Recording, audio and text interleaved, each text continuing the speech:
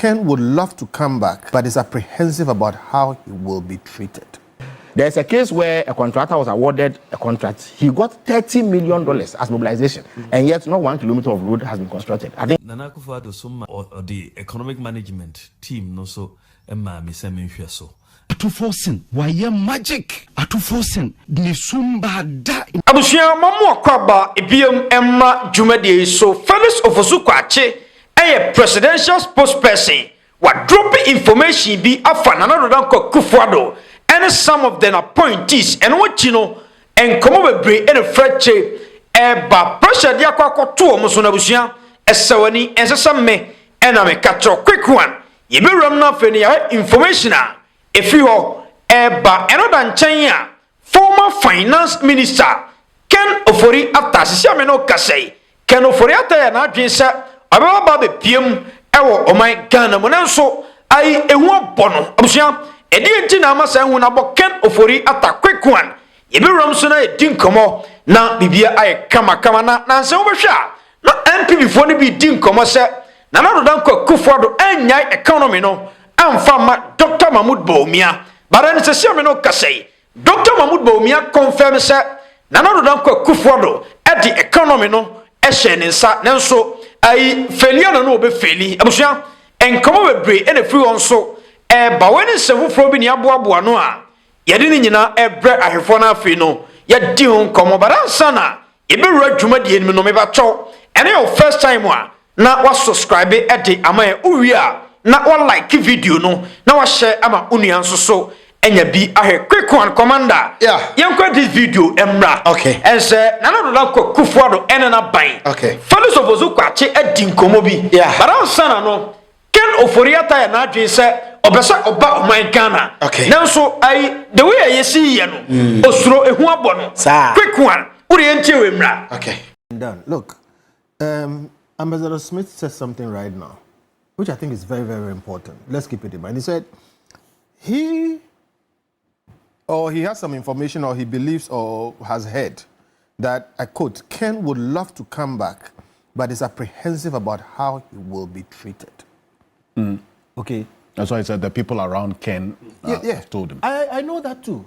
You know that? I know that Ken would like to come back, but is apprehensive about how he'll be treated because of the kinds of things that have been said and done in the past 1 year.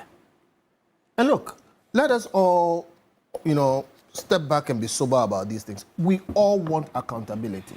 Former finance minister Ken Ofori-Atta Ken Ofori-Atta pese oba oman Ghana we in the motherland oman a okache se ai ontimi nwane nya ne ma se se ameno kase we dwane ya ne ma Ken Ofori-Atta pese oba nanso osuro se NDC aban wo mo de ne be famra kwa so na emra na di no ba quick one yenwura mu en well the brother mama na was in the first place but say obi tena ba bi ka kire say Ken Ofori-Atta say osuro a the brother oye trofo Ken Ofori-Atta osuro so be ko jail but onsuro say emra ni bedi ana say ebia ya be ye ni je ni say ye no the brother there be say the way I commentary ACA koso even we say no nya ai domama ne na appointees na yes nya attorney general no nko there be Ghana for timamufuo na nkasa ebo Ken Ofori-Atta pressure so omra se se me no kasa oba bepiem na airport obi di abahwe ntimu a no ye ndey the better obi amfa abahwe ntimu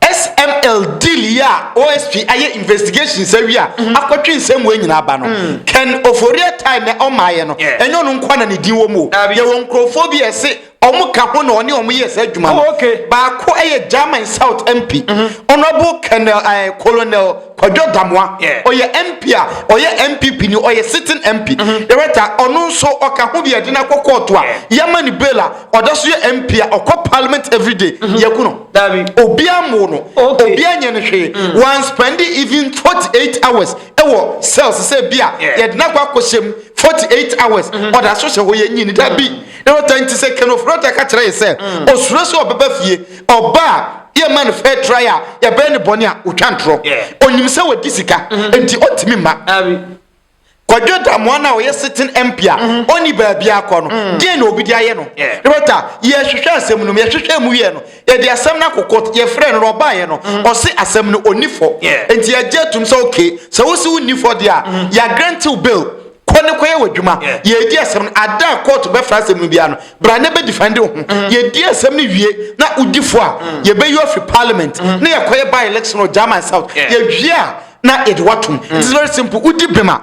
Life goes on. He said, "Ken Ofori-Atta be catch say because me ti say before say you video you know. Me din catch say 7 me who internet so. We din komo e dey check gabi o chere da ko say osuro so obeba fie. Onya fie pa obeba. Rota papa woni o mate. For so many years. What come na to Ghana for team say o money yen. O mpese obeje hwa ko ba bia. Ye mpo yan kase tukwan yo.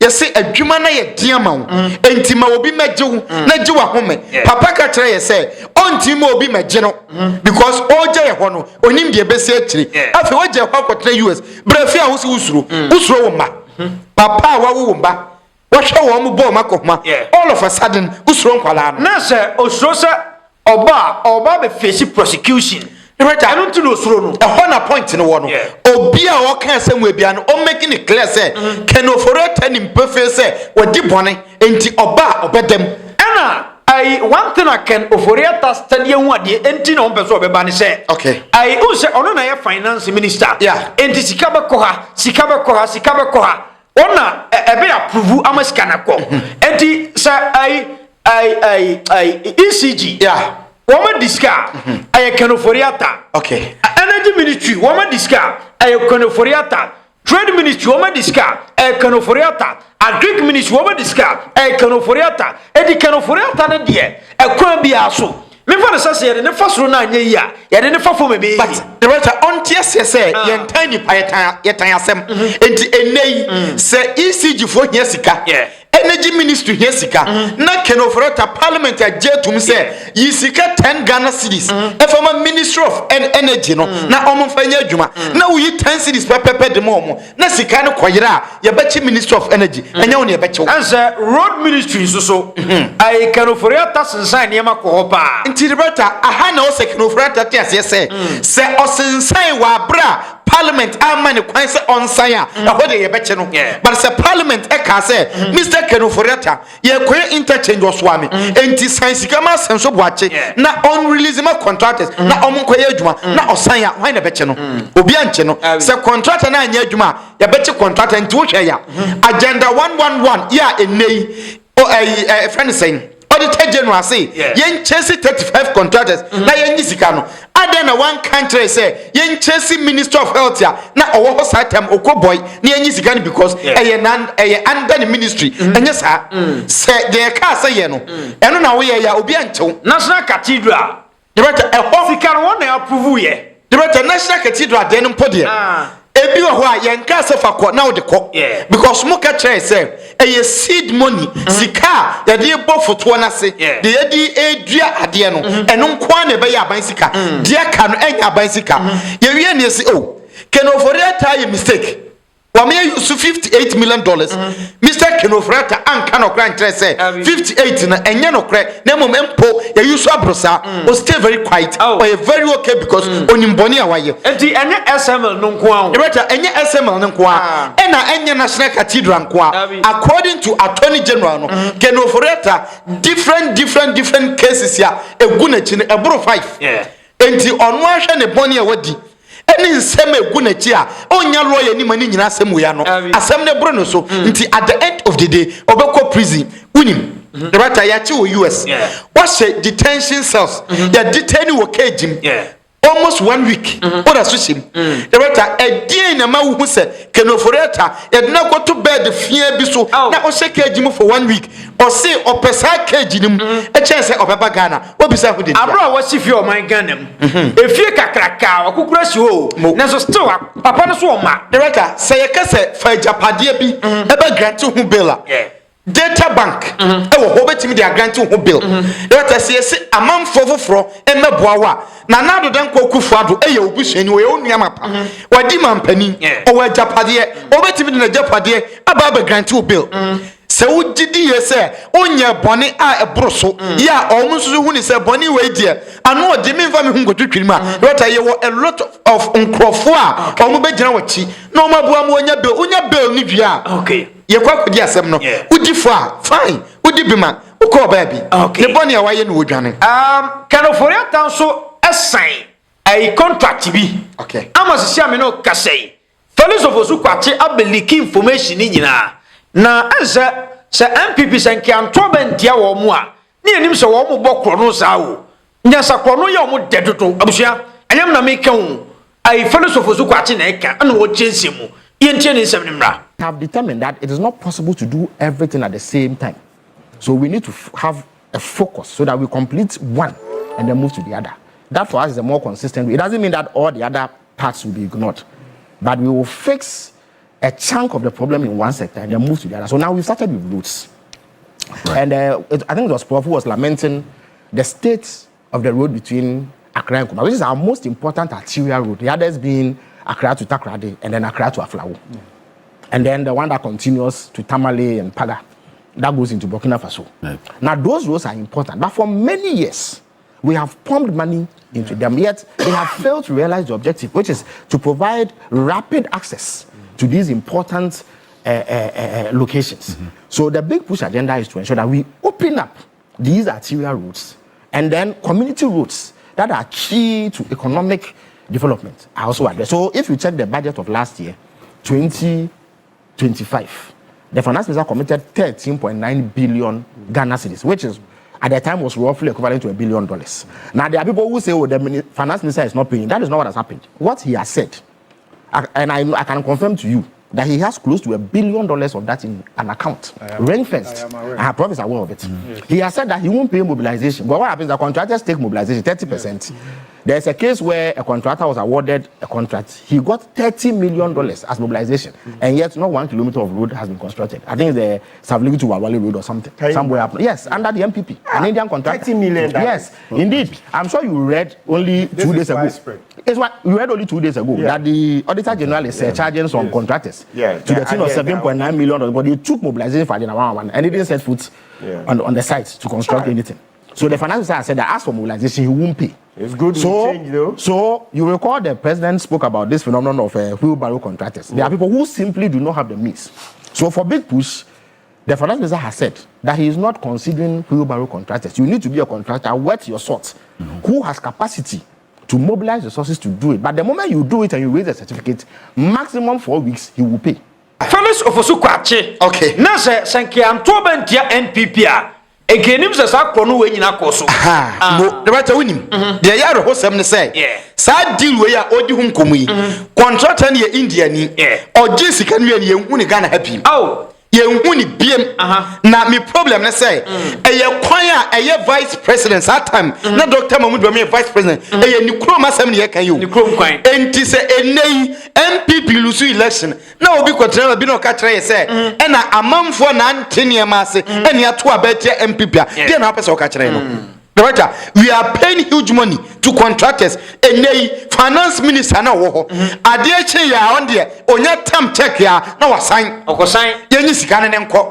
Misa say due diligence be na maye. Say na adwuma ne ko. Why na ye adwuma no? Omo dia ne say director yensan na yenyi sika ne fa nko. Me dwini bibi say under NPP administration twam kwen. But sika na omodi mankrofo bebrebe yi eye sika na omofa backdoor esan koji wo made. Oh yeah, because sika wo hwa esun. About $30 million according to Felix ofosu kwache. So kwan ya anye. Director dem ya ne say seka contractor ne ko ho e na wanya adwuma mpo anka nya me ya. Contractor ne sabi wan to abobo ya ba kompo amfa nkwan kosi wale kwan no so say okwa akoye adwuma ho. Nti at the end of the day director omo kwanu so dia suffering me sa kwanu mafoso me faso afemaye enti se enei Ghana fu atua tax ye dia ma mo se munyi sika we na mfa ma o man ne ho bra na mo tua sika we dia ma contractor ne okọ ye huni biem na ye se bra na be kire denti a uyi sika de ma contractor we ya oji sika ne dia okọ a ya nye wale kwan a e ni pabonefo enti se nei Uye Dr. Mahmoud Bawumia. Na se uye NPP ni. Na upese Dr. Mahmoud Bawumia medi mampani. Na NDC force okay. NPP abraso Ken Ofori-Atta o release sika basa. Enti Dr. Mahmoud Bawumia ni krom kwan. Ya ntimi anye. Ya pese obetre de ntia odi sa sika ne koye a ya nye sa kwan no na ye gi sika ne de ye kwan ma Dr. Mahmoud Bawumia krom fa e beta ye ta Dr. Mahmoud Bawumia ye ta NPP ana the answer is obi a obesoso sa niema wesu no wo ye kromfo na onim ba bi ye me de okay wo so tremu se ai adwuma no de won be ye okay but omo ye ne kakran omo be so omo do omo nsabe kan we yeah na man force agenda 111 nyina kan wuram so we say before no a static twa wo omo say agenda 111 na kufuado eja ho ai se sia ni nyina kan na say eh 1 year pe no na da bi o afa ni etwa 1 year pe o the writer okodo na utu foundation na wa anya hwe na uja ho a say nwura befu pa enti they cannot blame this government they are buying way aya Felix ofosu kwa chika ya emenso me de na aso me dem ne say ansa na contractor ye betwe sika ma wo no the writer age say okọ prepare o site no wo sika a wo de be prepare site o prepare site efa workers eto wo mfidie ni materials a wo de be adwuma na ehu say ampa contractor we o wo sika ono ade start adwuma no nti unya ye sape but now with the certificate no aba Ministry of Roads 2 weeks e be tweusi kama e beta say NPP ye na anka akwan bebreba ye de ma contractors no ba na okay complete ka agenda 111 projects no se break awie hwese usi hospital kitwa bi e wo akura bi ase na wo say contractor no ye mfa ma obi esika wo no ho the beta on cover workers on prepare site na on fa se bi materials wo de be ye adwuma ni nyina nko se wato cement atonu ato iron rods ene ne other working materials awie na odi sika man say onkoye adwuma na o materials ne nsai because onim say mas spend sika ena meji sika we nso a meji no entimi nwie adwuma no but me de dia start entima me fa nwie na menye dia ka na nya me fa so but contractor na ekwa ye man sika de nyina ne say o kwane koye adwuma ye ma contract the better o kwakoye adwuma eno ne say ye koya na ye tue sika de ma no on prepare grants onye hwe oji sika ni wia onsi wo biem and say I good governance na ye kan ebi ani asem ni nyina no adwuma no asa kufuado time no mo pre too much omo do mo so akoka we no mo do mo so aka no mo do mo so aka we on timi wie e yes omo do mo so kan ye ma bebre but o man timi anye na reta John mama say on ne saka wo so wie enokre enti ohwa ya de wo kan ena na me pese me dibi so because in 2023 ebesi 2024 adie chi bia na do de asobo fom o hwe tv anwumre 6 news o be wan say na do de aso akobo fom opeki the next day wo ho adie be chon bolga adie che owo kwabere owo sahwi owo bono adie chi bia o de asobo fom at the end of the day aso o de bo fom no mfaso ama enti yenya ne de aban kan we should support them na omenye no one after the other enti se contract ane wo adwuma ne ho a na aban no e monitor ne keenly say de oya de oye bia no aban nani mienu sem at the end of the day baby a ubedura obe request sika bia no ye hwese baby a waduri any sika de ma no esese ya ma o sika no and you don't deserve it say de be aye mo kantungu na commander Dr. Mahmoud Bawumia confirm ya maye okay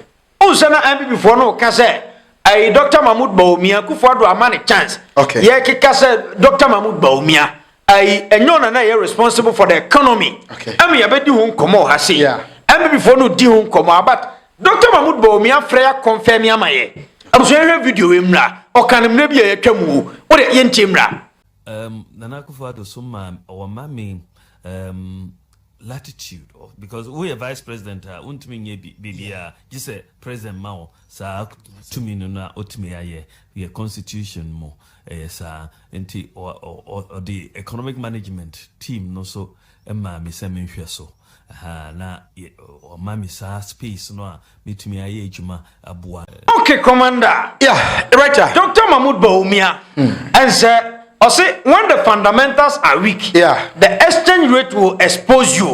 And we say no, say I propaganda no doswa. And someone can catch you. And one can expose you. But an MPP for say Dr. Mahmoud Bawumia, no in charge of the economy.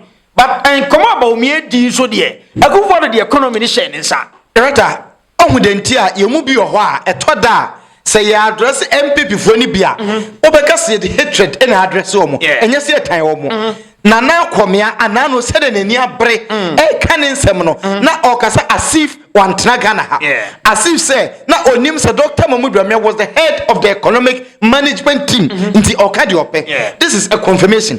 Dr. Mahmoud Bawumia say vice president there on shade any role bi a o play asa wo de o tie kire na wo hwa bi enti o se mampani mom ena mo adwuma saye ena na na do hwedi no say me do beto economy na no na wo manage economy ni ye Ose Ken Ofori-Atta who says na komeka Ken Ofori-Atta was part of the economic management team ena ne Dr. Mahmoud Bawumia ka kire say onu na do ne to ano say on hwe economy no so nti why na manage economy no se Bawumia nti se Bawumia manage economy na wa failure ade na munyi ntum se wa faili after all ebata enipa ye wo wiase enye da bia na obi abebi e be successful there are times here amanfo kwa adwuma ho a omo faili but a better stage be right omo ko boabo omo ye egada a lot of knowledge na omo dia back eyeyi but Bawumia de empini sawo ebata mo nti point ne say se wo pese osan back ebe ye adwuma na Ghana for say Ghana konya no enye ba bia ye try and error ho enye ho ne ekoso ya ho aden hwede a but understand say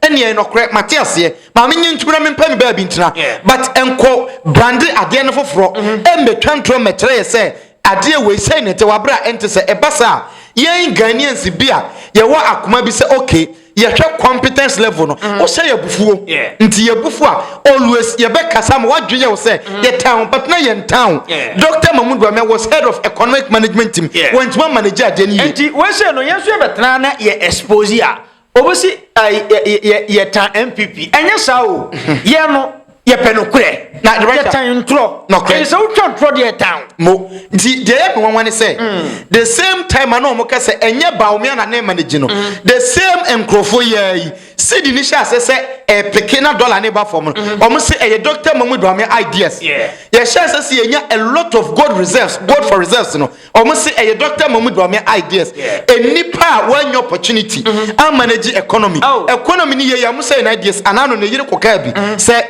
Dr. Mahmoud Bawumia ideas ena enei oman ne benefit a economy ni yi nti indirectly omo ka kire say economy no na hye Bawumia sa under NPP we cannot continue to entertain side we so be say oba na wa ma wa dwimu anna ho na ope kansem huna ye nya ma wo nkokwa e wo mu say wo ye pani the maximum respect to say the man ye be ma nemum entro de ye ma kwa ma wo metwa because this is a generational ye nyina ye try say ye be build it on mine some time ago say ye chichire oman a na youth ne mfa ho na o ma yi o mani ti o mo ba bi enti e wedu time o mo benyine no na enema say the system ne nye papa for them but ene Ghanaian youth no ya adwen say ye chichire no we are all involved nti e beduru ye so no ye nim de wo say ye e simple quick one and before no say James Ken Ofori-Atta onimadwuma se na to force na this comparison we no na me pese wo mbe sa comparison no but omaye to de enkotie we mra ne koba abuso ye beto aso de bia metete say si ato forcing why magic ato forcing ni sumba da in the history of this country e die pa na ato forcing ye in 2017 ye ato forcing aye de mienu pe mienu the rest mienu no kra no you can only say because of the trajectory echo inflation and stability of the city ato forcing o compare no to Ken Ofori-Atta in 2017 ato forcing Rebecca say Ken Ofori-Atta needed to even be celebrated in 2017 yabaye no Ken Ofori-Atta na ono nso ebe inheriti economy na ewo IMF Ken Ofori-Atta ebe to overall GDP growth of 3.4%. Ken Ofori-Atta a year like this now the economy na 9.1%. Ato forcing ebe to a GDP growth of 5.7. Ene 2025 GDP no grow 4.1. That is a scorecard. Ato forcing Obaye in the last 1 year on fa nurse ni anase teacher ni baako. Omo amuye adwuma as nurses and teachers for 1 year otua amuka 1 month. In 2017, yebaye no teachers and nurses are amuye adwuma 3 years, 2 years and half yetua amuka 1 month no. Sa teachers no atu Ken Ofori-Atta 8 years kan nyina. Esan for 30,000 teachers in 2017 alone. Esan tua that arrears no. Atu forcing obaye social expenditure atu forcing why any say otopad man enkwala. 2017 around this time social expenditure and say enkwala ewo Ghana hanyina eko free senior high school. So I don't understand. You see, to forcing a yadia NC die in the history of this country. What has he done? Afro barometer. First 1 year of Akufo-Addo Mukas wanya 70%. And 67. He is celebrated as a BBNC. Now say, to forcing by ya 1.4 billion. Edi ama IPPs ama enkrofo celebrities say wow budget in 2025 uchre mu say Dr. Amin Anta etua the same amount 1.4 billion. Why do you celebrate say ade na e wo ho na wo betu ye na obi etua wo tua no? The NDC is engaged in only PR. Is it come NPP for no edinie? Yeah. I must say at the forcing and say we say no they say no I the ekoso my Ghana mo no. Okay. Who be that 2016 Ken Ofori-Atta say adwuma no. Yeah. But quick one on any aduana. Director uni baby. Me enya me wanwa. Say NPP for betima ka kire say obi a oye kuboni kromfo a wadwane ontimi mafie oye better than obi a one manage economy ni year in 1 year Ghana for some kwan. I'm not surprised NPP for betima ka. O say akwa no kasa no. Edu ba bia. Yeah. Time na me fa say odu data egu no. Of course. Na me ka so obeto aso. Okay. Na me ka so obeto aso approve inflation there. Akọ dollar na there. Then so odu no dey akọ fa nurses. No matter unim. Say san entrote o. Entro ya de bia enye stable. Say aha e favor na no waka. Eduru ha em favor obiem ebesi. Say wo da no ho. Nti always obehu say o ma no enye baako. Obesisa na no. Say opese oye comparison ebe bo Ghana fo.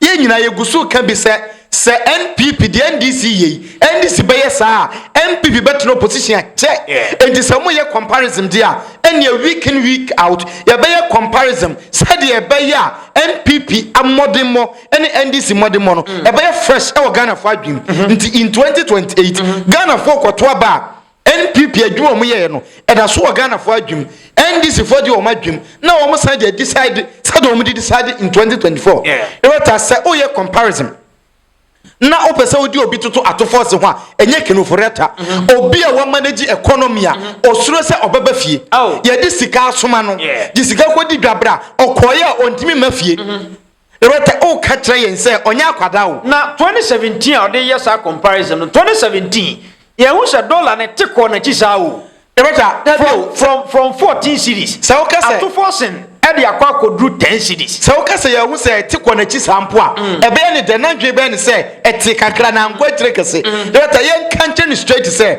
e fiti say NPP take over on the 7th of January 2017 dollar and sign a chida within 8 years in the history and another bedi akonya there was no single year saying afiwe cedi no outperform dollar the last time a cedi the whole year annually a born homebody chair dollar 1995 it takes a to forcing or less than 50 years a very young economist and a woman ye bi me ya woman in 1995 the right radio ye mu bi wo ho a sabi na ya wo ye mpo na ye nkwadan ketenkete obi zo okra na ye hu ye but atofo na make sure say in ye erei ye be hu bi nti after JJ Rawlings or ye the first person or the right democracy no it takes atofo so obam ye hu we na obi aba manage economy ontimi mafie or tete or see osuro se obafie a ye be ye ne bone o de say ni pa ne be compare NPP ba be fa aban no in 2017 now Mr. Ken Ofori-Atta as finance minister now inflation at 15% the right or the konenam around 54-53% all free konya so NPPC former almost say afedie na niema shase ye in 2024 no na inflation at 23%. Okay. And inflation drop about 5% ya for so many years. Na ye hu be more than 1 decade. Na ye hu be sa. The what affair no to nchen. Papa no em say or mental issue kakra meaning at them. Sorry for that word, but in same way obika it say oh yes psychologist yem ko hwehwe na adwum e bia na bibi ha na men kasa bibi ha no but maybe say nya obi a bibi ha na untimi nkan kyerɛ yɛn sɛ the prices are falling ukodwom ɔmo a ɔmo tɔ aduane akɔ no aduane rebeka ɔmo ɔmo si dan ubisa ɔmo ɔmo to fuel taxi drivers truck drivers and bus drivers ubisa ɔmo cost a atofos n ayi afiri ɔmo so enei sika ɔmo save na uwie na bɛka kyerɛ yɛn sɛ Mr. Ken Ofori-Atta is better. Ken Ofori-Atta ka obetimi de 9 billion Ghana cedis akowura banks ya na omomode mo fomu na nka banks na etima soro gina na so na wanye na ode abansika 21 billion Ghana cedis ekogu banks no o say oye a better finance minister enipa or do contract or sign sika e de aman krofo a onye due diligence ye say ye kwakosi asordan a finance minister or the sika si nsori dan the writer wa bra the same finance minister or mine de ka ontimi ntua na wa yen hye say yem pushi ka no emfa nko the next 3 years the next 4 years na my foforo ba omra metua you are comparing that person to Atofosin. Oh. Ewata NPP for they should be fair to Omankasa. Okay. So Omo be kanokre. Na Omo be tenachiri. No mas steady niema. De ka Atofosin ye. Ken NPP for you obi a. Omo be pe obi omu jide wonu say onim economy manage kakra. Na Omo mana monitor Atofosin from afar. Na we share de ye. Na we hwese de NDC for to omo because say NPP nim ne ya. Come here in the last 4 years ya no mu be fra ba mu ke be fa amfa ne kire say omo plans no anweke and say and this plans no work dia you monitor their plans na we study but ubon say nipa sabi onyi ni papa no onim pefe say asamasi ni made we ye cheme but on man credit oba be gina bonte say me ye better than nipa no fa koma ne hwe Ghana from fa man ne Ken Ofori-Atta say Ken Ofori-Atta onim adwuma se na to force ya omra Ghana na omegina mpanifo anim na wonyi nsema no because atofosen ekoba say waye bone na yede ne court no ogina mra anim eyi nsema no in the ambulance case and we win and we finance minister Ken Ofori-Atta should come down. Okay, area si e ko e be so ba biem commander ene ye tene nka no yakra efo nyina